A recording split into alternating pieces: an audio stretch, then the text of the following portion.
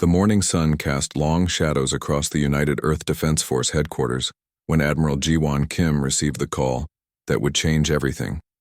Her coffee grew cold as she stared at the massive screens showing radar signatures unlike anything Earth had ever detected. "Admiral, we have 12 unknown contacts approaching from the outer solar system," reported Commander Minho Park, his voice steady despite the magnitude of what they were witnessing. "Their ships are enormous. Each one is at least 3 times the size of our largest carrier." Ji-won stood up slowly, her mind racing through decades of military training. Humanity had always wondered if they were alone in the universe. Today, they had their answer. "Send word to President Song immediately," she ordered. "And get me Captain Lee on the line. We need our best people for this." Within hours, the alien vessels had entered Earth's orbit. They moved with a grace that human ships could never match, their hulls gleaming like polished silver against the black of space. No exhaust trails, no visible engines, just smooth, silent movement that defied everything humans knew about space travel. Captain Sunwoo Lee arrived at the command center still wearing his dress uniform from a ceremony he had been attending. His Marines were already being mobilized, though nobody knew what they might face. "Any communication attempts?" Ji-won asked. "Nothing on our standard channels," Minho replied. "But they're broadcasting something on a frequency we barely have equipment to detect. Dr. Choi is working on it now." Dr. Yuna Choi looked up from her equipment, her face pale with concentration. "Admiral, I think I've got something. It's basic mathematical sequences.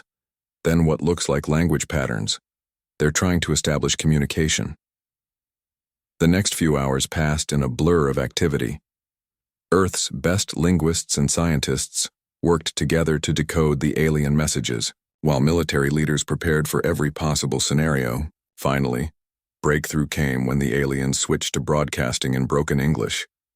"Primitive beings of the third planet," the message began, the voice electronically translated and cold. "We are representatives of the Galactic Coalition. You will prepare for our arrival." President Hana Song arrived at the command center as the alien shuttle approached Earth's surface. The small craft was beautiful in a way that made human technology look like crude metal boxes. It landed softly in the designated area without any visible landing gear, simply floating down as if gravity had no effect on it. The aliens who emerged were tall and elegant, their movements fluid and graceful. The Vorthak delegation wore robes that seemed to shimmer with their own light, while the Zeltharian representatives had skin that changed color as they moved. Leading them was a being who introduced himself as Commander Thexmore of the Vorthak Empire. "We greet you, young species," Thexmore said, his voice carrying an unmistakable tone of superiority. "We have traveled far to welcome you to galactic civilization." The meeting took place in the largest conference room the United Nations building could provide. Ji-won sat beside President Song, while Captain Lee and other military leaders filled the surrounding seats. The aliens sat across from them, their advanced technology evident in everything from their clothing to the small devices they carried. "We have observed your species for some time," said Velandra, the Zeltharian scientist. "Your development has been interesting, though quite primitive compared to galactic standards." Dr. Choi leaned forward, her scientific curiosity overcoming her nervousness. "We would be honored to learn about your technology and culture." The aliens exchanged what might have been amused glances. Thexmore gestured to one of his subordinates who activated a small device. A holographic display appeared, showing images of various worlds and species throughout the galaxy. "Your weapons technology is particularly amusing," Thexmore continued. "You still use kinetic projectiles, bullets as you call them, explosive devices, chemical propellants. We have not seen such primitive warfare in over 1,000 years." One of the Vorthak delegation actually laughed, a sound like crystal chimes. "They throw metal at each other and call it warfare." Captain Lee's jaw tightened, but he remained silent. Ji-won placed a warning hand on his arm. "Perhaps you could demonstrate your own weapons technology," President Song suggested diplomatically. "Of course," Velandra replied eagerly. "It would be educational for your species." The demonstration took place in space, where the alien ships could safely display their capabilities. Human observers watched from the command center as the alien vessels targeted a small asteroid. Beams of pure energy lanced out from there, ships completely vaporizing the rock in seconds. Plasma cannons, Thexmore explained with obvious pride. They can adjust their power from stunning small creatures to destroying entire cities. No physical projectiles needed. No messy explosions. Pure clean energy. Another ship demonstrated particle beam weapons slicing through space debris with surgical precision. Force fields flickered into existence around the alien vessels, deflecting everything that came near them. "Your shields are impressive," admitted engineer Taehyung Kwan, one of Earth's top weapons designers. "These are basic defensive systems," Velandra replied dismissively. "Any civilized species develops energy-based warfare early in their development. The fact that you still rely on throwing objects at each other shows how far behind you are." The insults continued throughout the demonstration. The aliens seemed to take genuine pleasure in pointing out every way human technology was inferior. Their faster-than-light travel, their energy weapons, their defensive systems, their manufacturing capabilities. Everything was presented as evidence of human primitiveness. "We have a proposal for your species," Thexmore finally announced. "The galaxy can be dangerous for primitive civilizations. We offer our protection in exchange for your cooperation." "What kind of cooperation?" President Song asked carefully. "You would become a protectorate of the coalition. We would defend you from other species who might not be as generous as we are. In return, you would provide us with resources and labor as needed." The room fell silent. Captain Lee was the first to speak. "And if we refuse?" Thexmore's expression didn't change, but something cold entered his voice. "Then you would face the galaxy alone. Without our protection, other species would eventually find you. They might not offer such generous terms." "This sounds like surrender with extra steps," Captain Lee said bluntly. "It sounds like survival," Velandra replied. "Your primitive weapons cannot protect you from civilized warfare. Your ships move too slowly to escape. Your technology is thousands of years behind ours. Cooperation is your only option, isn't it?" Song stood up slowly. "We appreciate your offer, but humanity has always valued its independence. We'll need time to consider your proposal." Thexmore nodded, as if he had expected this response. "You have 7 of your days to decide. We will return for your answer. I suggest you use that time wisely." As the aliens prepared to leave, one of the younger Vorthak delegates couldn't resist one final insult.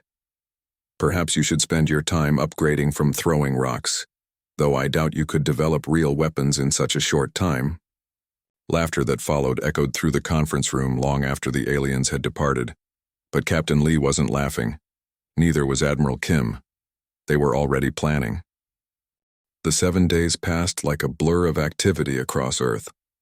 General Do-hyun Yu had never seen anything like it.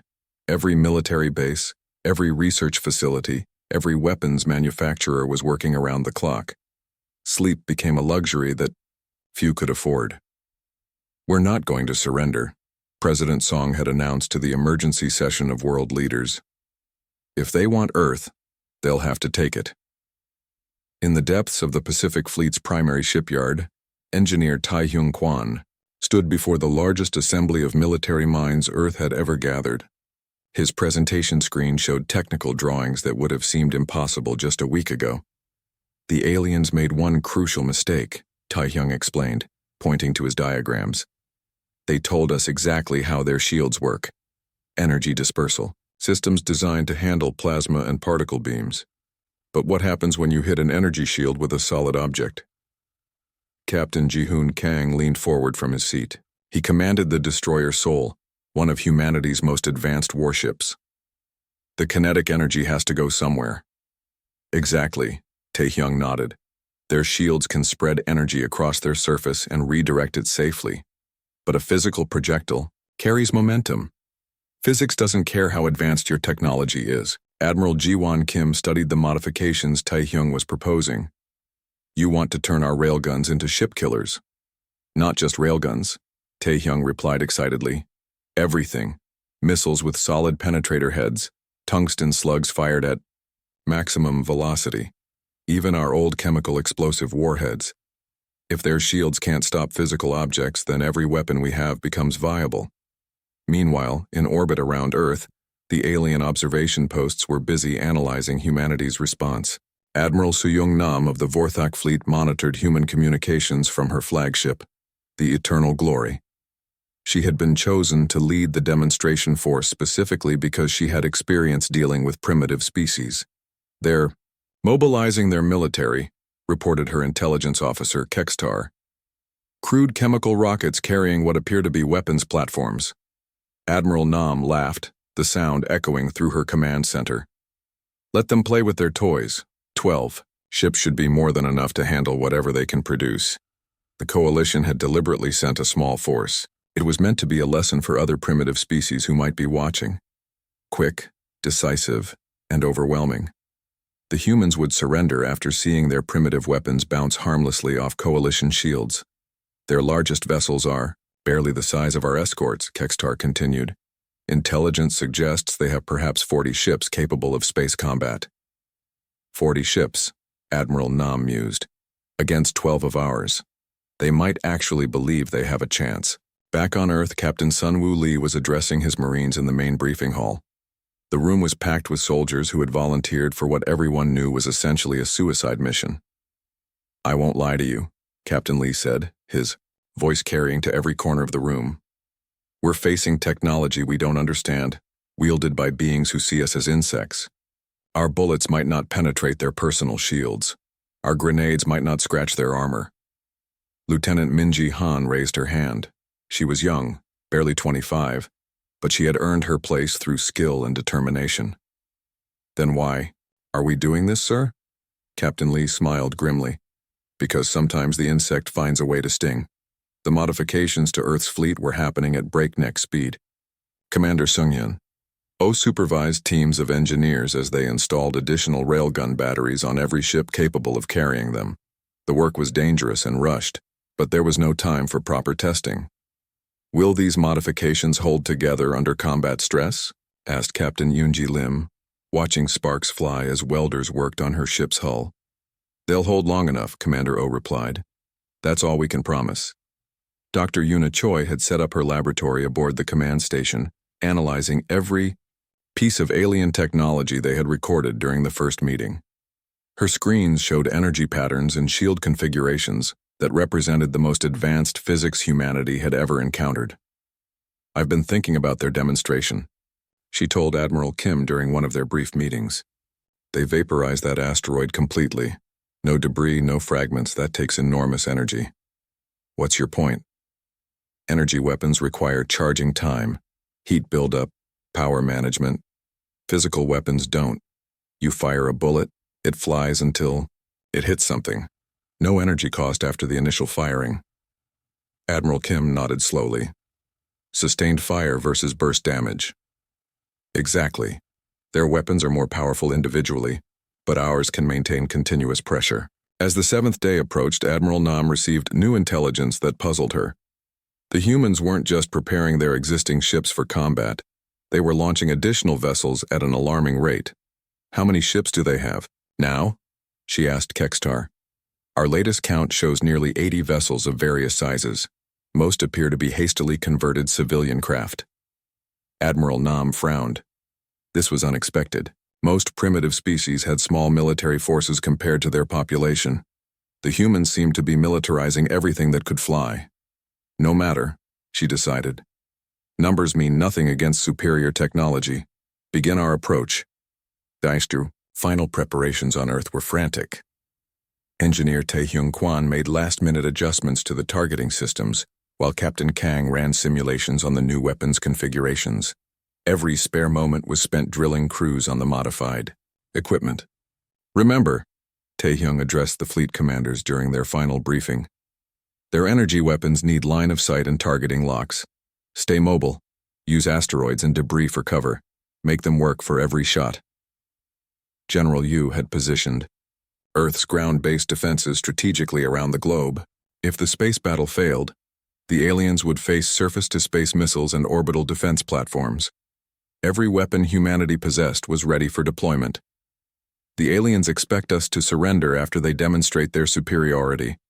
President Song said during her final address to Earth's defenders. They think we'll see their advanced weapons and give up immediately. Captain Lee checked his sidearm one more time as he prepared to board his transport. His Marines were ready for whatever came next. They don't understand humans very well, do they? In space, Admiral Nam's fleet dropped out of faster-than-light travel at the edge of Earth's solar system. 12 magnificent ships, each one a masterpiece of coalition engineering, began their leisurely approach toward the primitive world. Send the standard surrender demand, Admiral Nam ordered. Give them one final chance to submit peacefully. The message reached Earth within minutes. President Song's response was broadcast on all frequencies so the entire galaxy could hear it. This is President Hana Song of the United Earth Government. Your terms are rejected. If you want our world, come and take it. Admiral Nam smiled. This would be even easier than expected. The humans were actually going to fight. All ships prepare for combat, she commanded. Let's show the galaxy what happens to species that refuse coalition generosity. The battle for Earth was about to begin. The space around Earth had never seen anything like it. Admiral Suyong Nam's 12 coalition ships moved in perfect formation, their hulls gleaming like deadly jewels against the backdrop of stars. Each vessel was a masterpiece of engineering, bristling with energy weapons that could level cities. Facing them was humanity's ragtag fleet of 80 ships. Converted cargo haulers flew alongside military destroyers.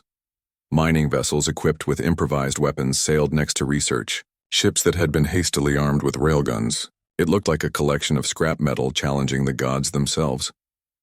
They actually showed up, Admiral Nam said with amusement as she studied the human formation. I expected them to surrender when they saw our ships up close. Her tactical officer Kekstar highlighted the human vessels on the main display. Admiral, their formation is unusual. They're not following any known military doctrine. Admiral Nam barely glanced at the analysis. Primitive species often fight chaotically. It won't matter once we demonstrate our superiority. On the bridge of the human flagship Seoul, Captain Ji-hoon Kang felt sweat beading on his forehead despite the ship's climate control. Around him, his crew worked quietly at their stations. Everyone knew they were about to make history, one way or another. All ships report ready, Captain, announced Lieutenant Min Ji-han from her position at the communications console. Her voice was steady, but Kang could see her hands trembling slightly. Admiral Kim sends her regards, Minji continued. She says to give them hell. Captain Kang nodded and opened a channel to the entire human fleet. All ships, this is Seoul, actual. Today we find out what happens when Earth says no. Remember your training, trust your equipment, and show these aliens what humans can do when we're pushed too far. The coalition ships began their attack with typical arrogance. Admiral Nam ordered a standard energy barrage designed to disable a few human ships and force immediate surrender. Brilliant beams of plasma streaked across space, aimed at the largest human vessels. The energy weapons struck their targets with devastating force. 3 human ships took direct hits, their hulls glowing white-hot where the plasma beams made contact. But something unexpected happened. Instead of vaporizing instantly, the ships absorbed the damage and kept fighting. Impossible, whispered Kekstar. Those direct hits should have destroyed them completely. Admiral Nam frowned. Perhaps their hull materials are more resistant than expected. No matter. Continue firing.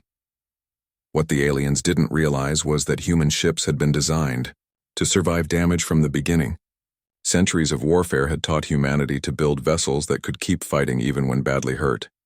Redundant systems, damage control teams, and sheer stubbornness kept the damaged ships in the battle. But Captain Kang wasn't interested in just surviving the alien attack. The moment the coalition ships fired their first volley, he gave the order that would echo throughout the galaxy. All ships, weapons free. Show them what primitive really means. The response was immediate and devastating. Every human ship opened, fire at once. Not the careful aimed shots the aliens expected, but a massive wall of kinetic death that filled the space between the fleets. Gunner specialist Woo Jin Seo had the honor of firing the first shot. His railgun hurled a tungsten slug at incredible velocity directly at the Coalition flagship. The projectile, no bigger than a pencil but traveling at a significant fraction of light speed, struck the alien vessel's energy shield. The shield, designed to disperse plasma beams and particle weapons, had no idea what to do with a solid object carrying that much kinetic energy. The tungsten slug punched through the energy barrier as if it didn't exist, and struck the ship's hull with the force of a small nuclear weapon. "Direct hit on the flagship," Lieutenant Han reported, her voice filled with amazement. Their shields didn't stop it, but Wu Jin's shot was just the beginning. Hundreds of kinetic projectiles followed, turning the space around the Coalition ships into a deadly storm of metal. Railgun rounds, missile warheads, and even simple steel slugs fired from improvised launchers streaked toward their targets. Admiral Nam watched in horror as her flagship, the Eternal Glory, shuddered under multiple impacts. Damage reports flooded in from all over the ship.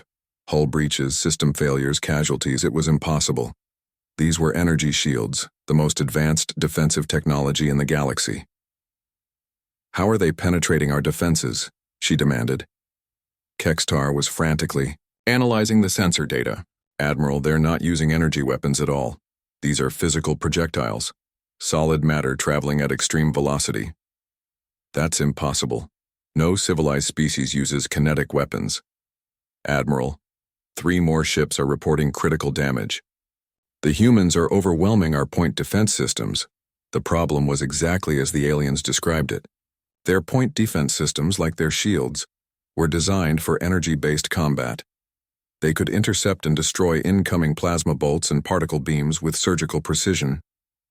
But the human barrage contained hundreds of simple, stupid projectiles that couldn't be negotiated with or redirected. Commander Jaehyun Bae led a squadron of human fighters in the second wave of attacks. His ships were small and fast, loaded with conventional explosive missiles that the Coalition had dismissed as primitive toys. "Target their weapon systems," Commander Bae ordered as his fighters dove toward the alien vessels. "They can't hurt us if they can't shoot." The human missiles weren't sophisticated. They didn't have advanced guidance systems or exotic warheads. They were just metal tubes filled with explosives, guided by simple computers and driven by chemical rockets. But there were so many of them that the alien point defense systems couldn't track them all. Explosions blossomed across the hulls of Coalition ships as human missiles found their targets. The aliens' energy weapons, delicate instruments requiring precise calibration, began failing under the crude but effective bombardment. "This is madness," Admiral Nam muttered as another wave of damage reports reached her. "They're destroying advanced technology with primitive weapons." Captain Unipark commanded the human carrier Incheon, which had been hastily converted from a civilian transport ship. Her vessel launched wave after wave of kinetic interceptors, simple projectiles, designed to overwhelm enemy defenses through sheer numbers. "Launch all remaining projectiles," Captain Park ordered. "Empty our magazines." The aliens had never faced an enemy that could sustain such intense fire. Their own energy weapons required charging time between shots, heat dissipation periods, and careful power management. The human kinetic weapons just kept firing. Engineer Taehyung Kwan's modifications were working perfectly. Human ships that should have been destroyed by the first alien volley were still fighting, their crude but effective weapon systems continuing to pour fire into the Coalition fleet. "Admiral Kim was right," Captain Kang said as he watched another alien ship suffer catastrophic damage. "Sometimes the best technology is the technology that works." In less than 30 minutes, the impossible had happened. The Coalition demonstration fleet, sent to easily subdue a primitive species, was in full retreat. 4 alien ships had been destroyed outright, 3 more were crippled and drifting, and the remainder were fleeing toward the edge of the solar system. Admiral Nam's flagship limped away from Earth, its hull scarred by dozens of kinetic impacts. She stared at the tactical display in disbelief. 12 advanced ships defeated by primitive humans throwing metal at them. "Send an emergency transmission to Coalition Command," she ordered. "Tell them we need reinforcements. Many reinforcements." As news of the victory spread across Earth, Captain Kang allowed himself a moment of satisfaction. They had done it. Humanity had faced the galaxy's most advanced military force and won. But even as celebrations began on Earth, everyone knew this was just the beginning. The galaxy had just learned that humanity would not go quietly into slavery. The real war was about to start. The news of humanity's victory spread across the galaxy faster than anyone expected. Ambassador Hyomin Lee sat in the newly established monitoring station, listening to intercepted alien communications with growing amazement. The galaxy was talking about Earth, and for the first time in Coalition history, they were talking about defeat. The primitive species destroyed a Coalition fleet, came one transmission from the Zirian sector. If humans can do this, what about us? Impossible, replied another voice. The reports must be exaggerated. 4 ships confirmed destroyed, 7 more damaged beyond repair. This is not exaggeration. Dr. Seojin Cho looked up from her analysis of the captured alien technology. Ambassador, we're receiving surrender. Requests from 12 different species. They want to join something called the Free Species Alliance. What Free Species Alliance? Hyomin asked. Apparently, the one they think we started when we defeated the Coalition. Within days of the battle, the galaxy's power structure began to shake. Species that had been oppressed by the Coalition for centuries suddenly saw hope. If primitive humans could defeat advanced alien warships, perhaps freedom was possible for everyone. But the Coalition leadership was not about to let one defeat destroy their empire. High Command issued emergency orders to every fleet in the IA galaxy. The human problem would be solved permanently. Admiral Changmin Yoon received the intelligence reports with grim satisfaction.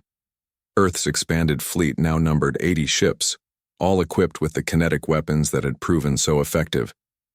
But the incoming Coalition armada made their previous victory seem small. 300 ships, he announced to the Emergency War Council. Every major species in the Coalition is contributing vessels. The Croxian hegemony is sending their entire battle fleet. The Altarian Republic has committed 200 vessels. Even the neutral Vexthari are providing support ships. President Song studied the tactical displays with the expression of someone facing the impossible. Can we win against those numbers? Not in a straight fight, Admiral Yoon admitted, but we're not going to fight them the way they expect. Dr. Cho had been working around the clock since the first battle, developing new applications for human kinetic weapons. Her latest presentation to the military leadership showed ideas that seemed to come from science fiction. We turn the entire solar system into a weapon, she explained, pointing to her diagrams. Asteroid mining stations become mass drivers. We accelerate chunks of rock to incredible speeds and launch them at enemy fleets. Engineer Taehyung Kwan nodded enthusiastically. We've already started converting the Jupiter orbital stations. Each one can launch projectiles the size of city blocks. The aliens expect ship-to-ship combat, Dr. Cho continued. They don't expect the planets themselves to start shooting at them. Colonel Nara Jung had been preparing for ground combat, assuming some alien forces would eventually reach Earth's surface. Her tests with conventional human weapons against captured alien equipment had yielded surprising results. Their personal shields work like their ship defenses, she reported. Energy dispersal systems. But a regular bullet goes right through them, so does shrapnel from our grenades. Their ground troops are designed to fight other energy weapon users, added Captain Dong-hyuk Min, who had been studying alien combat footage. They have no experience with kinetic weapons at the personal level. The Coalition armada arrived at the edge of the solar system like an approaching storm. 300 ships, each one representing the finest military technology their species could produce. Supreme Admiral Vexthok of the Croxian hegemony commanded the fleet from his massive dreadnought. This will end the human rebellion permanently, he announced to his combined fleet. No primitive species will ever again dare to challenge Coalition authority. But as the alien fleet advanced toward Earth, they encountered something unprecedented. The asteroid belt itself seemed to come alive with hostile activity. Captain Min had pioneered the new human tactic of turning industrial facilities into weapons platforms. Mining stations that had been extracting resources from asteroids were now launching those same resources at incredible speeds toward the incoming fleet. Contact. Bearing 27 Mark IV. reported the Croxian sensor operator. Multiple projectiles incoming from the asteroid field. Supreme Admiral Vexthok studied the display with confusion. From the asteroids? How is that possible? The answer became clear as chunks of rock the size of buildings began impacting coalition ships. Unlike the precise tungsten slugs from the previous battle, these were crude projectiles accelerated by simple mass drivers. But their size made up for their lack of sophistication. Emergency evasive maneuvers, Vexthok ordered as his flagship shuddered under the impact of a meteorite traveling at combat speeds. How are they launching asteroids at us? Engineer Kwan's modifications had turned every mining facility in the solar system into a weapon.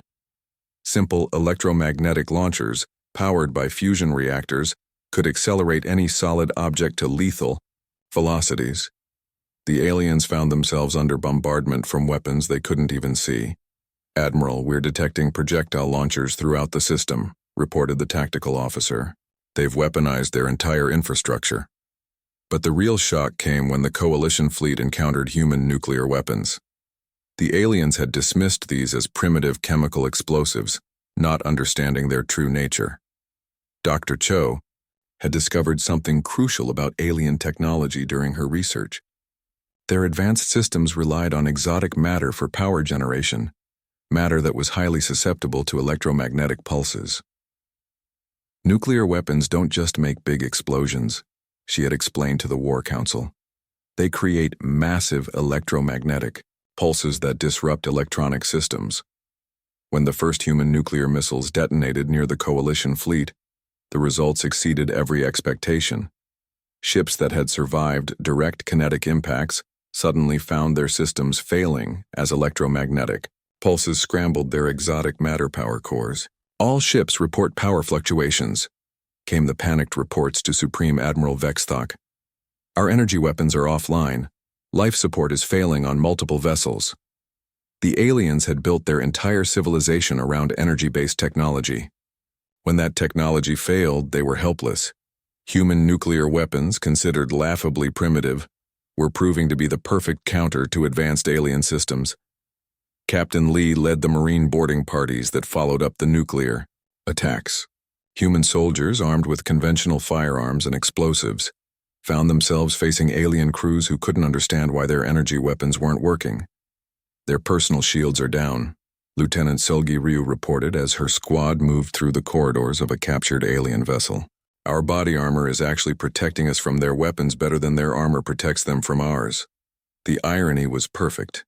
Human ballistic armor, designed to stop physical projectiles, provided unexpected protection against energy weapons. But alien armor, designed to dissipate energy, was useless against bullets and shrapnel. Admiral Yoon watched the battle unfold from the command center with a mixture of amazement and pride. The impossible was happening again. 300 coalition ships were being defeated by 80 human vessels, and a solar system that had been turned into a weapon. "Their formations are breaking apart," reported Captain Kang from the Seoul. "They can't maintain coordinated attacks when their systems keep failing." The coalition fleet found itself fighting a type of warfare they had never encountered. Instead of elegant ship-to-ship duels with energy weapons, they faced chaotic bombardments. From every direction, asteroids launched from hidden mass drivers, nuclear pulse weapons that disabled their technology, and swarms of kinetic projectiles that overwhelmed their defenses. "This is impossible," Supreme Admiral Vexthok muttered as damage reports flooded. "And how can primitive weapons be so effective?" The answer was simple, though the aliens couldn't accept it. Human weapons were effective because they were simple. They didn't rely on exotic technologies or complex power systems. A bullet fired from a chemical propellant would work in any environment, against any enemy, regardless of their technological level. As the coalition fleet began its retreat, leaving behind dozens of destroyed and disabled vessels, the galaxy watched in stunned silence. The humans had done it again. Against impossible odds, with primitive weapons, they had defeated the most advanced military force in known space. But even as Earth celebrated its second victory, everyone knew the real war was just beginning. The coalition would never accept defeat from a primitive species. They would return with everything they had. The question was whether humanity's primitive weapons would be enough for what was coming next. The final coalition armada that approached Earth was unlike anything the galaxy had ever assembled. Fleet Admiral Ji-won Kim stood on the bridge of humanity's flagship, watching the sensor displays with a mixture of awe and determination. Over 1,000 alien ships filled the outer solar system, representing every major power in the galaxy. They brought everything. Strategic Coordinator Bo Young-an reported quietly. Battlecruisers from the Vorthak Empire, dreadnoughts from the Kroxian hegemony, carrier fleets from the Altarian Republic. Even species we've never heard of are sending ships. Admiral Kim nodded grimly. Humanity's fleet had grown to 200 vessels, but they were still outnumbered 5-1. This would be the final test of everything they had learned about warfare. The coalition isn't just trying to defeat us, she said. They're trying to make an example, show the entire galaxy what happens when primitive species dare to fight back. The coalition fleet was commanded by Grand Admiral Zexkalar, the most experienced military leader in galactic history. He had crushed rebellions on 100 worlds and never lost a major engagement. His flagship, the Eternal Dominion, was a mobile fortress capable of destroying entire planets. This ends today, Grand Admiral Zexkalar announced to his massive fleet. The human anomaly will be corrected. Order will be restored. But Engineer Kwan had spent months preparing for this moment. The modifications to Earth's defenses were beyond anything the aliens could imagine. The entire solar system had been transformed into the largest weapon humanity had ever built. Initiate primitive protocol, Admiral Kim ordered as the alien fleet entered weapons range. What followed was the most chaotic battle in galactic history. Every kinetic weapon in the human arsenal fired simultaneously. Railguns on ships, mass drivers on asteroids, orbital platforms around every planet, even modified cargo launchers on space stations. The combined barrage created a wall of metal that filled space between Earth and the enemy fleet. Grand Admiral Zexkalar watched in horror as his leading ships were torn apart by the unprecedented bombardment. How many weapons do they have? Our sensors are detecting over 10,000 individual projectile launchers, his tactical officer reported. Admiral, they've turned everything into a weapon. The coalition had expected to face 200 human ships. Instead, they were fighting an entire solar system that had been converted into a fortress. Every piece of human infrastructure had been weaponized through simple but effective modifications. Captain Park commanded the carrier Incheon, now equipped with launch bays that could deploy thousands of kinetic interceptors. Her ship alone was putting more projectiles into space than entire coalition fleets were designed to handle. Launch everything, she ordered. Empty every magazine, every storage bay, every cargo hold. If it's metal and we can accelerate it, throw it at them. The aliens' sophisticated defensive systems, designed for precise energy-based combat, collapsed under the sheer volume of incoming projectiles. Their computers couldn't track thousands of individual targets moving at different speeds and trajectories. Dr. Cho had made one final discovery about alien technology that proved decisive. Their energy shields required constant power to maintain. When subjected to continuous kinetic bombardment, the power drain became enormous. Their shields are failing, Lieutenant Ryu reported from her position monitoring alien communications. They can't maintain defensive fields under sustained physical impact. The breakthrough came when Captain Lee's Marines successfully boarded the Coalition command ship. Armed with conventional weapons that the aliens still couldn't effectively counter, human soldiers fought their way through corridors filled with confused enemy troops. Their energy weapons are useless in close quarters, Captain Lee reported as his team secured another section of the alien vessel. Our ballistic armor stops their shots, but their armor can't stop our bullets. The sight of primitive humans capturing advanced alien warships was being broadcast across the galaxy. Species that had been enslaved by the Coalition for centuries watched in amazement as their oppressors fled from soldiers carrying chemical propellant weapons. Admiral Park led the final assault as the Coalition fleet began to break apart. Human ships, supported by fire from every weapons platform in the solar system, pursued the retreating aliens with relentless determination. No surrender, Admiral Kim had ordered. They came here to enslave or destroy us. Make sure they understand the cost of threatening Earth. Grand Admiral Zexkalar's flagship was one of the last to retreat, as the Eternal Dominion limped away from Earth, its hull scarred by hundreds of kinetic impacts. He sent his final transmission to Coalition High Command. "The humans cannot be defeated by conventional means," he reported. "Their primitive weapons are somehow more effective than our advanced technology. Request immediate strategic withdrawal from human space." The response from Coalition leadership was swift and desperate. "Impossible. Deploy planet-killer weapons. Destroy their homeworld entirely." But even the Coalition's ultimate weapons proved vulnerable to human ingenuity. When the planet-killer beam struck Earth's orbital defense grid, it encountered something the aliens had never seen before. Layers of simple physical armor backed by kinetic interceptor fields. Engineer Kwan's final modification had been the most ambitious of all. Earth itself was now protected by a shell of armor plating and defensive weapons that could stop even planet-destroying energy beams through the simple expedient of putting enough metal in the way. "Planet killer impact absorbed," reported the Orbital Defense Coordinator. "Hull integrity holding at 70%. The Coalition's ultimate weapon, capable of destroying any world in the galaxy, had been stopped by humanity's most primitive defense. Physical armor thick enough to absorb any amount of energy." As news of the Coalition's final defeat spread across the galaxy, something unprecedented happened. Species everywhere began abandoning energy weapons in favor of human-inspired kinetic alternatives.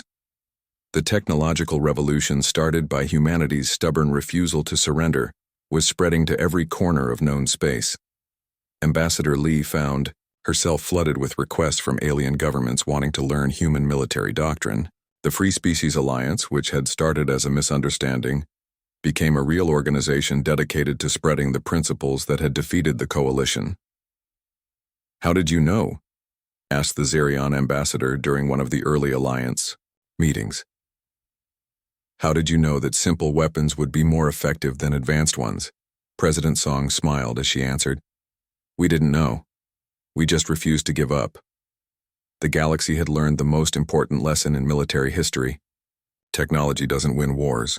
Determination does. Innovation does. The willingness to find new solutions to old problems does. Within a year, kinetic weapons had become the standard throughout the galaxy. Energy-based warfare, once the mark of an advanced civilization, was relegated to specialized applications. The Coalition's member species began declaring independence, armed with human-designed weapons that their former masters couldn't effectively counter. Captain Kang, now promoted to admiral, commanded the first mixed fleet of human and alien vessels. Ships from dozens of species flew together, all equipped with the kinetic weapons that had proven so devastatingly effective. The Coalition spent thousands of years building an empire based on technological superiority, he observed during a joint training exercise. They forgot that the best technology is the technology that works. The primitive revolution, as historians would later call it, marked the end of the Coalition's dominance and the beginning of a new galactic order. One based not on technological advancement, but on the principle that any species, no matter how primitive, deserved the right to determine its own destiny, and at the center of it all was humanity, the species that had been laughed at for throwing rocks, now teaching the galaxy that sometimes the simplest solutions are the most profound.